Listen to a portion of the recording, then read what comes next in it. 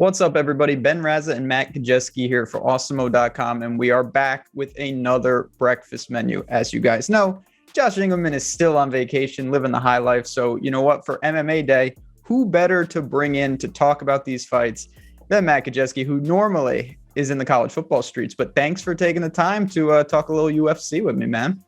Of course. I think people don't realize I do a lot of this MMA stuff on the side. I usually write the fight breakdowns and the betting columns for Awesemo. Love mixed martial arts, just kind of in the shadows to my college football and NFL work.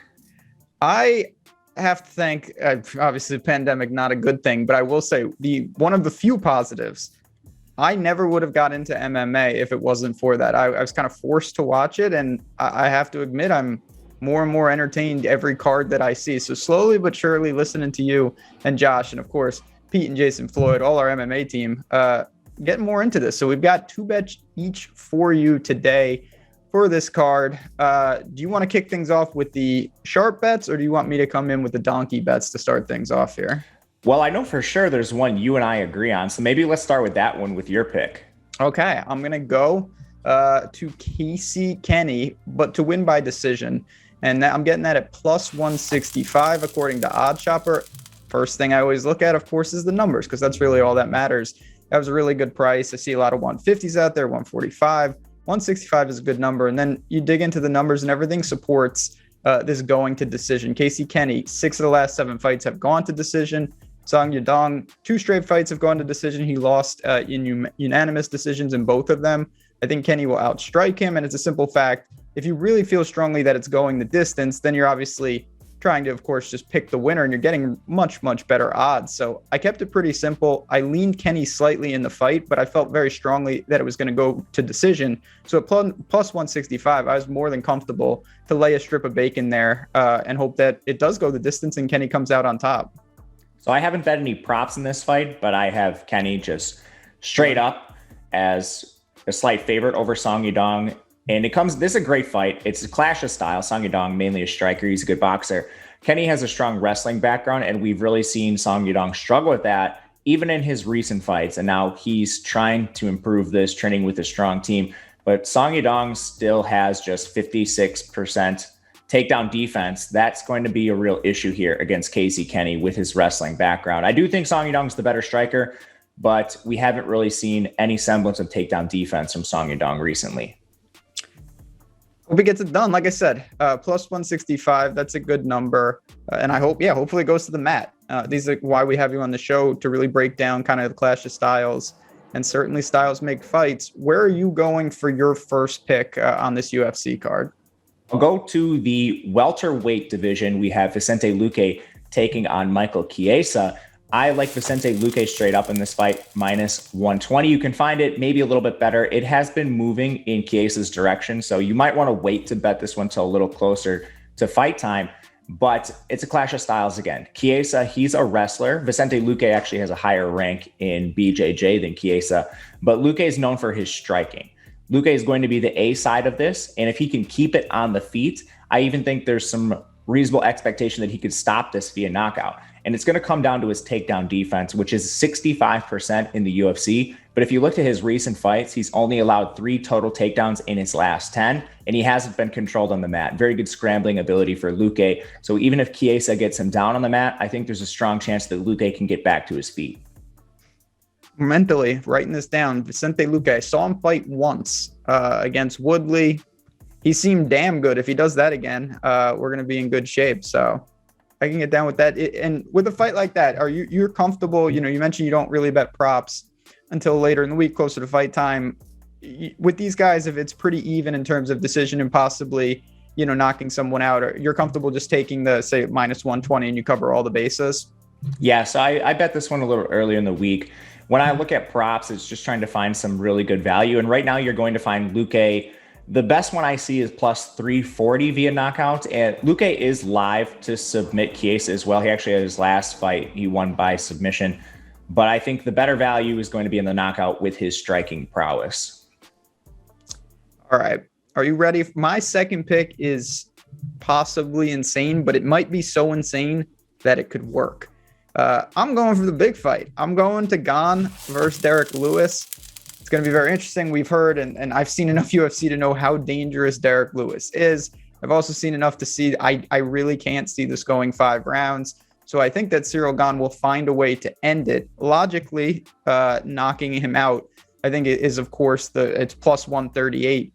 But I do think there's a chance this goes to the mat. And certainly if Cyril Gane gets Derek Lewis down, I think there's an opportunity for a submission, and it's 10-1 out there. I see plus 600, plus 650, and then I see a plus 1,000, a 10-1 out there. That is a number I'm going to jump on immediately. Obviously, it's just going to be a splash because realistically, there's more obvious outcomes. But Cyril Gane has submitted. He started his UFC career with 2 straight submissions. Derek Lewis has been submitted. And like I said, I can't see this going the full 5. Don't see the cardio there. Derek Lewis, at some point, if he's getting picked apart, is just going to go for it and either maybe he catches him and knocks him out. That's certainly possible. But I do think Cyril Gane is such a smart fighter. There's a chance that he can get this to the mat. If he does, he's going to have a huge advantage, and the opportunity will be there. At 10-1, I can lay a quarter strip of bacon, a half strip of bacon. I'm going to go with the half here, and I have a massive opportunity to pick up a ton of units if by some reason we can get this fight to the ground. So I think it's worth the splash. What do you think about that match in whole? Do you lean to Cyril Gane, or do you think that Derek Lewis once again can find that magic bullet and knock a guy out? Yeah, it's crazy watching Derek Lewis fights. He's always this huge underdog, and somehow he pulls off the upset against the superior fighters. I do think Curtis Blades was the better fighter in their match, but you said Derek Lewis just completely flattened him. As far as Cyril Gane, I think he's more technical on the mat. I think he's more technical on the feet. I do think there's more experience with Gane. You know, his background as former kickboxing champion on the feet. But like you said, if this does get to the mat, I think that's a little less likely, but it's reflected in the odds that he is still the A side of that fight.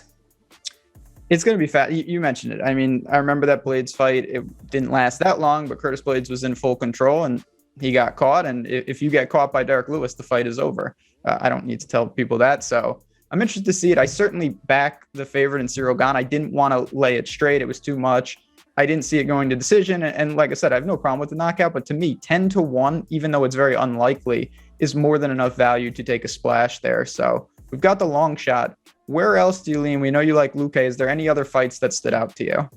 There's one a little earlier in the card. It's Vince Morales taking on Draco Rodriguez. And the line movement here has been interesting to me as well.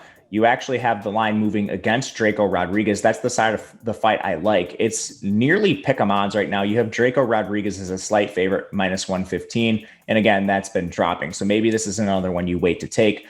But these are 2 low-level fighters. Vince Morales is 1-4 in the UFC. The last time we saw him was against Chris Gutierrez, and Gutierrez had that TKO with just leg kicks. Vince Morales had absolutely no way of checking these leg kicks.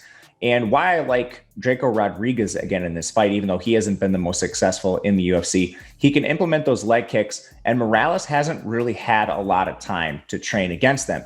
After the Chris Gutierrez fight, he actually tore his Achilles, and he's fighting a little over a year later. And what we know about Achilles injuries, that's a long recovery. So how prepared is Morales going to be for someone like Draco Rodriguez? Rodriguez implements a lot of pressure in his fights. And right now, seeing these at nearly pick-em odds was a bit of a surprise to me, considering all of the intangibles that go into this fight. So I'll lay a strip of bacon on Draco Rodriguez to win the fight as well. And is that one you mentioned the line is moving a little bit. You think it's, maybe sharp to hold off and bet it closer to fight time? You think you could even get plus money potentially? I don't know about plus money just because it's such a low level fight, but I think it'll stay around a pick 'em. I'm more than comfortable laying the minus 115. That's where I have it right now. Just interesting to see it move away from him a little bit.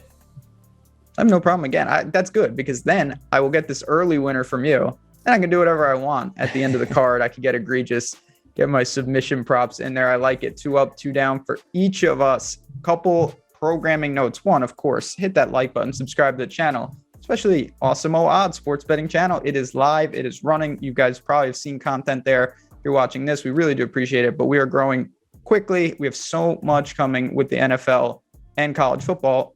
And the NFL, I believe, correct me if I'm wrong, Matt, you are kicking things off for the Hall of Fame game tonight with a little preseason action live before lock. There is a live before lock. There's projections. We have a slate write-up. We have you covered everything preseason. It is some of the best action in DFS, so make sure to check that out. Well said. If you're not reading that, you're just doing yourself a disservice. There's huge edges. People don't know what they're doing in these games. Starters are not going to play, and I have no idea what's going on, but I know people that do, and that's all you need here at Awesemo. I will be watching that show and getting ready for the Hall of Fame game tonight. So on that note, we're going to bounce on out of here. If you have any questions, stay tuned. There's going to be a ton of MMA content from Matt in the betting realm and from Jason and Pete the Heat for sure. So good luck, everyone. Enjoy the fights, and we'll be back next Monday for another breakfast menu.